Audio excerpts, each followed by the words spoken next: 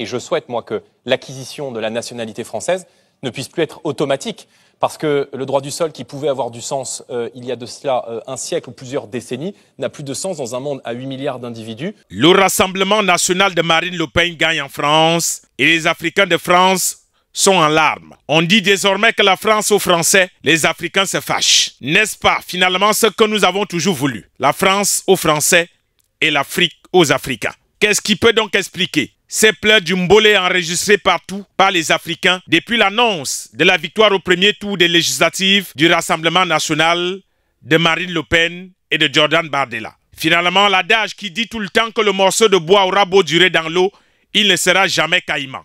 Oui, on a beau être en France, parler comme les Français, mais on ne sera jamais français plus que les Français. Il est donc temps qu'on le rappelle à tous nos frères africains qui se perdent très souvent en conjecture. L'heure est grave pour nos amis et nos frères qui avaient plié nos bagages, nous narguant à travers les vols Air France qui peut-être, s'ils n'ont pas de chance, connaîtront bientôt des billets retour par bateau dans leurs pays respectifs.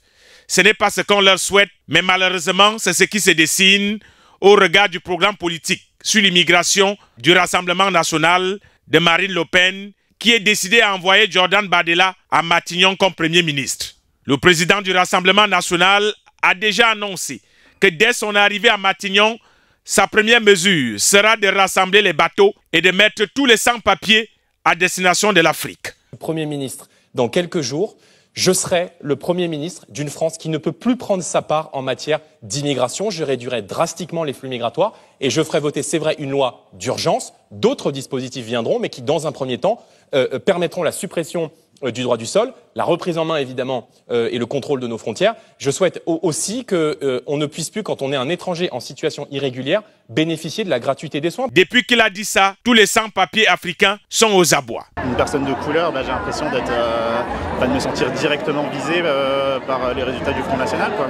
Et alors que je suis français, j'ai l'impression de me sentir rejeté de mon propre pays. Donc ouais, très énervé, triste, sidéré. Il le savait pourtant que sa politique de l'immigration était rude et il avait pour cible les Africains et les Arabes.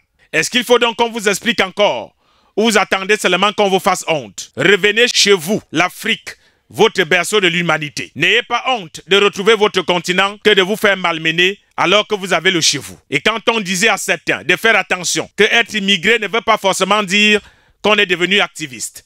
Eux qui ont passé le temps à jeter l'anathème sur les dirigeants de leur pays d'origine. Tous les jours, on vous parle que la France est un pays de l'Europe de l'Ouest et elle le restera ainsi. On vous a dit d'aller faire des études, d'apprendre des métiers, de nous ramener la technologie pour venir aider vos pays. Voilà donc que les pleurs du mbolé ont commencé depuis hier. Nos réseaux sociaux souffrent. La victoire du Rassemblement national au premier tour laisse beaucoup d'Africains dans la désolation. Ils se sentent en danger. Mais la question qui vient toute seule, mais de quel danger parlez-vous? Alors quand on vous disait, ne devenez pas des pourfendeurs des régimes de vos pays respectifs, vous direz donc quoi maintenant? Voilà Marine Le Pen qui arrive avec ses bateaux. Macron a fait de son mieux, mais cette fois, il ne pourra rien pour vous. Quand vous serez dans des bateaux en chemin de retour dans votre belle Afrique, ne pleurez pas. Dites-vous seulement que c'est la délivrance. Nous-mêmes, nous ne sommes pas contents de vous revoir.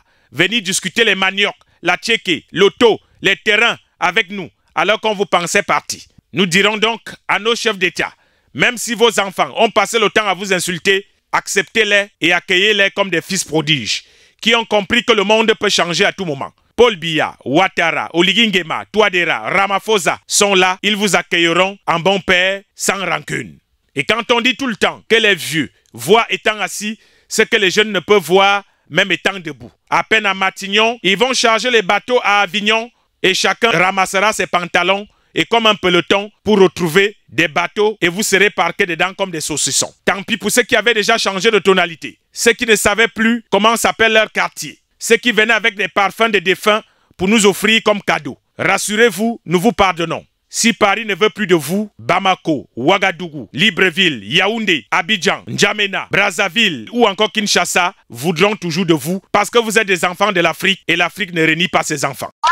Téléchargez l'application EasyX sur Google Store ou Play Store en cliquant sur le lien et recevez les notifications de l'évolution de l'actualité 7 jours sur 7, 24 heures sur 24 pour tous les thèmes, tous les sujets du Cameroun et du monde entier. EasyX, l'information résumée en 10 minutes.